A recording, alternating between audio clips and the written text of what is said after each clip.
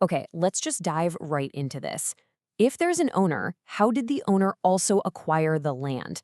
Now, this is a seriously provocative question. We actually pulled this straight from a recent community discussion on land tenure. And honestly, it perfectly captures the intense, kind of uncomfortable tension simmering in Greater Accra right now.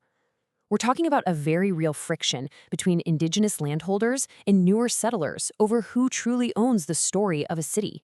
And that brings us to the core mystery we are exploring today. So think about this. How exactly does an indigenous community become a numerical and cultural minority on its own ancestral land?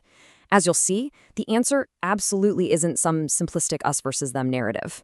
Instead, it's like a giant puzzle, a highly complex web of interlocking forces, everything from land laws and economic incentives to urban planning vacuums and internal community choices.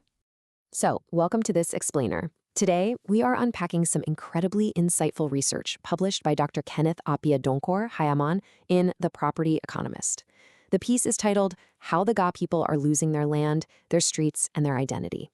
We're basically going to peel back the layers of this urban identity crisis, kind of like an onion, to understand the structural failures driving it all.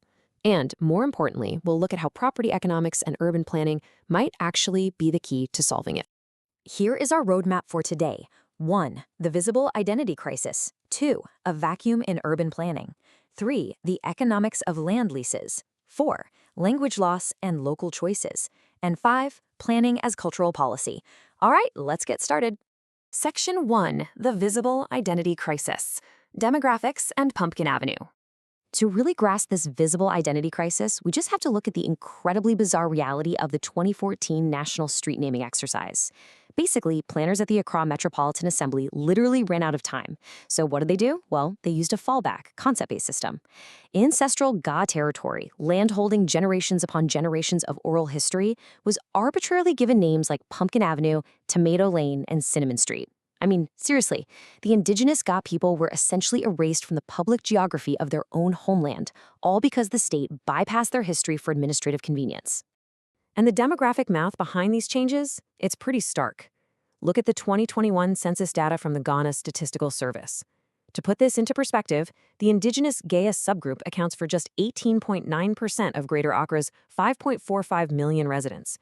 Meanwhile, Akan migrants make up 39.8%. So literally more than double, and the iwi add another 18%. The host community is now numerically overwhelmed on the very land they call home. But, how did this spatial and cultural displacement become so formalized? Section 2, a vacuum in urban planning. How strangers end up naming the streets. Let's compare two different scenarios to see exactly how this happens. In an ideal world with proactive spatial planning, a community has the chance to inscribe its cultural names onto streets well before anyone lays a single brick. But out in Greater Accra's periphery, we see a chronic planning vacuum. The state significantly underinvests in planning schemes. So when migrants arrive, they just build first. And in the absence of official names, they informally name the paths and streets themselves. The naming authority basically just defaults to whoever built the environment first. So, the absolutely crucial point is captured right here in this quote from the text. When settlers name a street, it's not done out of malice. Actually, scratch that. It's more like an act of territorial assertion simply filling an empty void. And their claim isn't illegitimate, right? They built the neighborhoods. But once those names go onto the physical signs, into the GIS databases, and onto postal addresses, boom, it becomes official. The host culture is structurally displaced by a spreadsheet and a deadline. Section 3, the economics of land leases. 99 years and vendor choice. 99, that is the magic number here. The 1992 Constitution completely prohibits the freehold alienation or, the outright sale of customary land. The goal is to preserve it for future generations. So technically, the land is never sold, it's only leased. But here's the catch. 99 years is just the maximum statutory limit for a lease. It is not a legal requirement. The law absolutely gives landowners the option to lease for much shorter terms to retain closer control. Yet Ga vendors, families, and stools consistently choose to grant these maximum 99-year terms to outsiders. Why? Well, because it maximizes immediate short-term revenue. It's a completely voluntary market choice that prioritizes today's cash over long-term cultural stewardship. And significantly, the research notes that the proceeds from these massive land transactions are rarely, if ever, reinvested into the community planning schemes or cultural infrastructure that could actually protect Ga identity in the long run. Section 4. Language loss and local choices. Schools and the Homowo Festival. Now, you might be wondering about the cultural side of things. The decline of the Ga language in schools isn't just because the demographics shifted. Former Attorney General Ni Aikwe Oto points out a really sobering internal reality. Ga youth are simply not taking up the teaching appointments and training pathways available to them. This creates a massive structural shortage of Ga educators. So it's a failure compounded from within.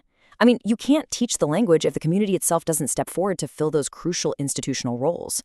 And this internal dynamic really reflects a much broader strategic choice. The author notes that Ga leadership often relies on what he calls a firefighting strategy. This looks like replacing Akan Akwaba welcome signs with Ga Ubake signs through unauthorized vandalism, or pointing fingers at strangers during the Homowo festival drumming ban. Compare that to the glaring lack of actual institutional action, like where are the Ga District Assembly officials enforcing Homowo bylaws? Where are the community education programs for non-Ga residents? The public outrage is incredibly loud for sure, but the institutional silence, it's deafening.